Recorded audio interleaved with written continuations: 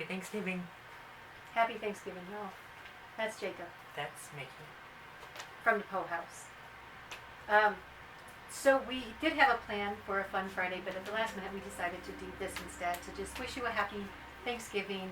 Hope that you guys are celebrating in a safe manner so that we can finally get coronavirus under control. And that's going to take everybody doing their part. Also to talk a little bit about like the first Thanksgiving when the Pilgrims came over on the Mayflower. It was like 100 people came over, and So, story time. story time. Everybody's sitting in their little comfy spots. Get your little blankets and a pillow. Anyway, so there's about 100 that came over, but that first year that they were here, about half of them died from either Who were the Pilgrims? the Pilgrims, yeah, that came over on the Mayflower, and most of them were the women. So there were only a couple of women left when they had their first Thanksgiving. But they died from exposure, they died from lack of nutrition, and they died from disease. And then, I believe it was, if I remember correctly, I believe it was the spring of 1621, and then they kind of made friends with some Native Americans, one of whom had already been kidnapped, I guess by John Smith, but had been taught a little bit of English, so he spoke English, and they were able to communicate. Anyway, so the Native Americans showed these pilgrims, what was left of them, how to harvest corn, how to raise corn, how to grow corn, how to grow corn, how to harvest it. They taught them how to hunt beaver. They taught them how to do one other thing, and I don't remember right off the hand what that was, but if it wasn't for the Native Americans, then those pilgrims probably would not have survived another year. They probably, if they had stayed, then they probably would have died. They might have turned around and gone back to London or wherever they came from. So we have to thank the Native Americans. Even though there had been settlers before then, like some French people came over before the Pilgrims on the Mayflower. Yeah, and I think I've some seen Spanish something people. about an Irish colony even. Yeah. So there, and even Vikings had come to North America way back, like 100 years before Christopher Columbus was even born. Leif Erikson. So there's actually a Leif Erikson Day. But I think they were more north to Canada though. So yeah, the Native Americans. So now, all these years later, our government, and I can't remember when they did this, but it was a couple of, I think it was Bush, George H.W. Bush, I think it was him, who stated, or who made it law, or whatever. What did they do? Anyway. I don't know. But he's the one who designated November to be National Native American Heritage Month. You don't hear a lot of stuff about that. Not really. I actually didn't even know it was a thing until this year. Yeah, and how did you find out? Through friggin' SpongeBob, of all things. Nickelodeon's SpongeBob. Facebook page shared Cartoons a SpongeBob are good. thing. You learn something new. from Talking those about cartoons. National Native American Heritage Month, and I was like, wait, that's actually a thing?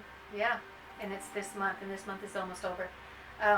Things to note about the Native Americans, and we really need to put more light on their lives and what's going on in their communities, because you got to Yeah. remember, this was their land, and it was the white man, the Europeans, Mm-hmm. when they came over and pushed them onto these reservations, these terrible little pieces of land, took their land from them, promised them all kinds of money for their land, never paid them. We still owe them money, but they are very poor. Most of them live in abject poverty. They don't have, they are underfunded in everything, in their educational systems, in their health facilities. Everything is underfunded. They don't get the good quality health care that they need, because the facilities, the health facilities, don't even have basic amenities to help provide good health care. They live in such poverty that many of them group together and live in houses together. A lot of them are either homeless or underhomed, meaning again that families will live together in one home. They have probably the highest dropout rate in the country. I have actually, for the whole Native American community, they represent less than 1% of the student population in the U.S. Their dropout rate is twice that of the nation's average, and it's more than any other racial or ethnic group. And why do you suppose that they drop out? It's because of the way that they're treated in school, and it's also because that their academic needs are not met. They receive police brutality, but it's never covered in the news. They're women. Almost half of them meet with, this is not very fun, is it? No. Over. But you just did a whole bunch of research on this yourself, so it's also kind of fresh in your head. I did, So. and it's really near and dear to my heart. We do have some Native American in us. I don't know exactly which Just a tribes. little bit. I think it is more than one, but it's just, I have a really high sense of right and wrong, and we have wronged this people for many, many years. But anyway, they're women. Almost half of them suffer some sort of physical trauma, including rape. And 80% of those women, they're hurt by non-Native Americans. So they're being abused by just regular Americans or other nationalities, whatever.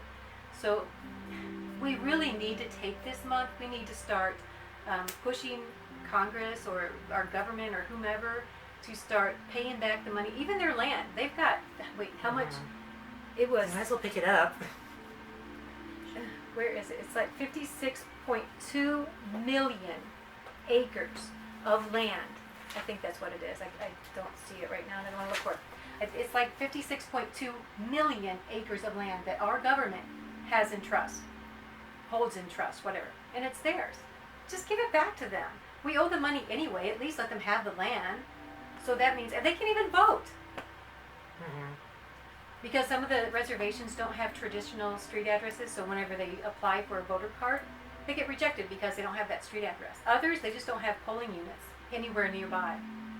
It's a tragedy what is happening in the Native American communities. And it's up to us. We need to encourage them to come back, to repopulate. I think so. Yeah. Because, their numbers are just dwindling.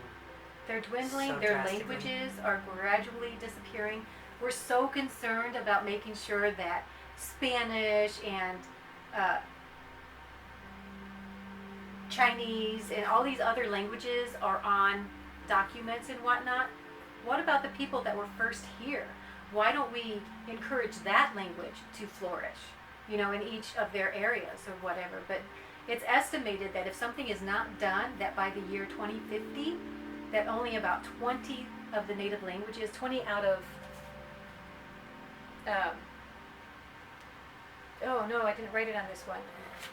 It was, oh no, We do still have a limited time on the card, whatever. It'll be fine. Uh-huh. Ugh, God, that's so small. Where's my glasses? Where are my, I found them.